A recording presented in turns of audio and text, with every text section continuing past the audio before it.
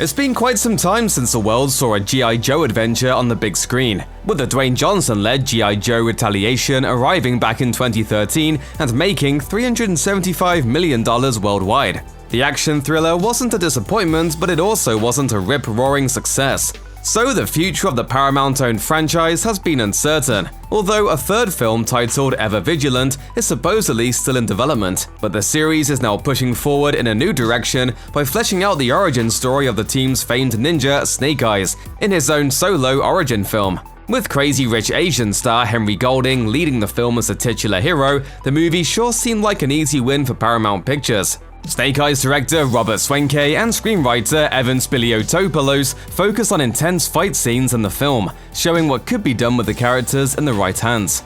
The first trailer quickly caught the attention of many action fans, especially since Iko Uwais of the Raid fame plays Hardmaster, a key figure in Snake Eyes' backstory. However, Snake Eyes has bombed at the box office, only pulling in $13 million domestically alongside a measly $4 million worldwide in the first 3 days of its release.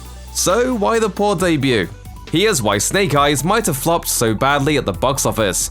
After plenty of build-up in advance of the film's release, it seems like the one-two punch of poor reviews for Snake Eyes, alongside growing concerns about the Delta variant of COVID-19, has put off potential audiences. Currently, the solo spin-off is sitting at a 42% rating on Rotten Tomatoes, alongside a B- on CinemaScore. So as audiences are cautious about returning to theaters, many fans aren't going to want to part with their hard-earned cash for a movie they'll possibly come away from feeling shortchanged.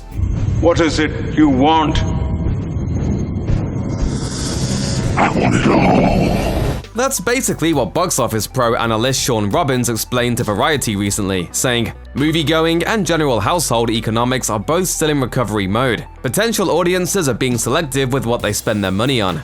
It's possible that the film might have had a better reception if it had debuted as a rental on a particular streaming service, but it's also understandable why Paramount chose to stick with a theatrical release, since Snake Eyes was already delayed 4 times throughout the last year thanks to the ongoing global situation. There's also the problem of giving a team player his own adventure in an attempt to carry a full reboot of the G.I. Joe franchise. As franchise entertainment research chief David A. Gross told Variety, "When a character is spun off in a thriller series like this, a big drop follows." Gross went on to say, "Demand was simply limited here, especially without a well-known star or ensemble to drive interest outside the fanbase." So is franchise fatigue to blame? It's always difficult to find the next big franchise that will bring audiences to the movie theater in droves. Ever since Marvel Studios seemingly cracked the code of what a cinematic universe can do, many studios have tried replicating the formula with varying degrees of success. So far, G.I. Joe hasn't really managed to do the same, even with its lengthy list of characters and storylines that stretch from the animated TV shows and movies. Since there hasn't been a G.I. Joe film since 2013, audiences have had no real reason to be truly excited about a revival of the franchise. Sure, the heavy focus on impressive stunts and fights was meant to be the hook for Snake Eyes, but apparently it isn't enough to draw moviegoers. Ultimately, it's possible that the appetite for new shared universe storytelling is starting to wane,